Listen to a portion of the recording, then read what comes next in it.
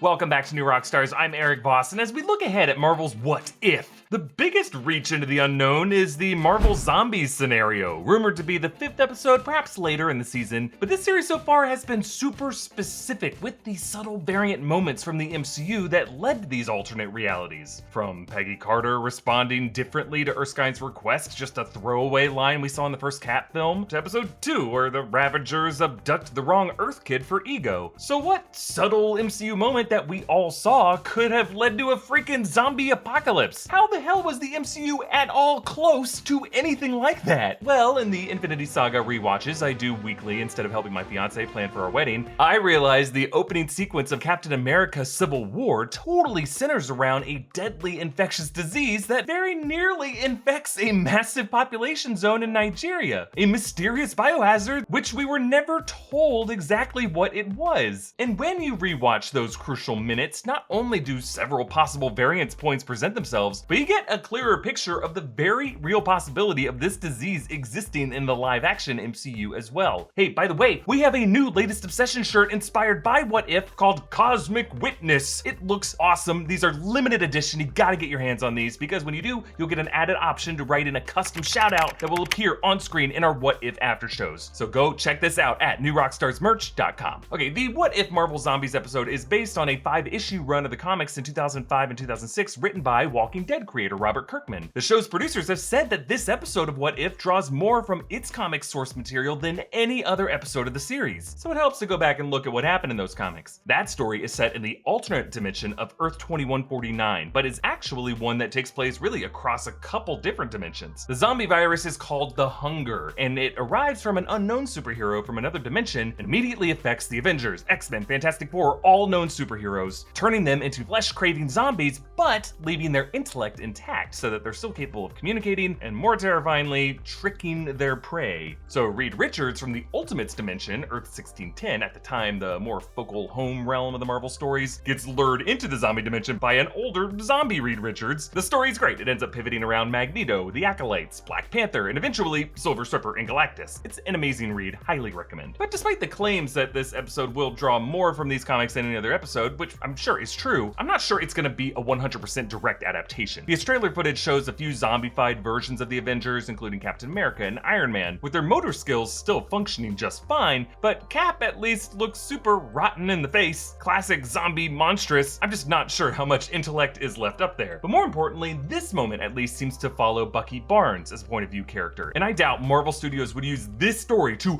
introduce to the MCU characters like the Fantastic Four, Magneto, Silver Surfer, Galactus. I think they're more likely to stay with alt versions of the MCU characters we already know, rather than elicit wild expectations about the depictions or voice actors behind these long-awaited character reboots. So that brings us back to Civil War, a film that I would argue is as much Bucky Barnes' story as it is Steve Rogers or Tony Stark's, and I think there's a good chance the What If episode could hinge on that Lagos mission, and instead show it going terribly wrong. Now, I know the correct pronunciation is more like Lagos, but they pronounce it Lagos multiple times in the movies, so who am I to correct the sacred MCU? Okay, if you remember, Brock Rumlow Crossbones led a group of mercenaries to the Institute for Infectious Diseases in Lagos, where they steal from the cold storage a vial marked biohazard. Now, infectious disease centers like this and the CDC in Atlanta will keep in storage samples of past contained diseases like smallpox, Ebola, so that they can continue to study them and for future vaccine research. Rumlow gasses this institute, he breaks into storage, swipes the vial, and passes it off to one of his guys to throw off the Avengers. They ditched their gear.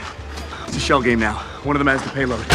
This leads to a momentary panic by the Avengers to track down which shell contains the prize, which kind of feels like an interesting variable moment, right? Sam Wilson takes down one guy whose bag turns up empty, but that could be variance point option A. Sam, on that takedown, could have broken the vial, infecting himself and making patient zero literally airborne. But option B, Rumlow could have given it to the same guy he did in the movie, but Sam, still figuring out how to operate his new Red Wing drone, could have missed and sniped the vial instead. Oh, but listen to me, my speculation is being kind of hard on Sam, assuming he's a clumsy dude. I don't think that's fair. So what about option C? Natasha could have failed to catch the vial as it dropped. Honestly, that seems to be a pretty realistic variance there. That catch was insanely lucky and perfectly timed. Then there's option D. Rumlow could have kept the payload himself, and instead of detonating himself as a suicide bomb, he could have used that vial to infect himself and infect Cap. And then Wanda Maximoff, in an attempt to contain this, does what she did with the explosion, tosses the whole infection into a nearby crowded building, leading leading to a super spreader disaster and a zombie outbreak. Now, option E could be if the Avengers thought they secured this payload, but then it just got released sometime later, either through shady government corruption or someone else in the future stealing it like Zemo. In any of these cases, the world would debate over who was responsible for the outbreak, and Thaddeus Ross might instead approach Bucky Barnes for a mission to hunt down Patient Zero Zombie Cap, his old friend, as they seek a possible cure to this disease. Now, looking at trailer footage, it's also possible that this episode is partially set later in the MCU timeline, maybe something that lasts years, because that one shot of zombie Tony Stark also shows zombie Ebony Maw in zombie Cull Obsidian, remember, first come to Earth in Infinity War in 2018. Also, the shot of Bucky we see shows him with that new vibranium arm, the one the Wakandans gave him upon Thanos' arrival to replace the Hydra arm that Iron Man blasted off back in Civil War. So that would mean the zombie outbreak could be raging across the world as Bucky is safely quarantined in Wakanda, which might be a kind of safe zone cut off from the rest of the world during this outbreak. And I think Ebony Maw, Cull Obsidian, perhaps even Thanos could be the extraterrestrial invaders to replace Galactus from the Kirkman comics. These guys get infected upon their arrival to Earth. Now, the other interesting trailer shot shows Janet Van Dyne apparently zombified in the quantum realm, suggesting to some of us that Janet could have brought this in with her from the quantum realm. But I'm not so sure now, because we hardly saw Janet's quantum realm backstory to begin with for this series to show how it changed. So instead, I think this could be the final shot of the episode, with Janet getting infected down in the quantum realm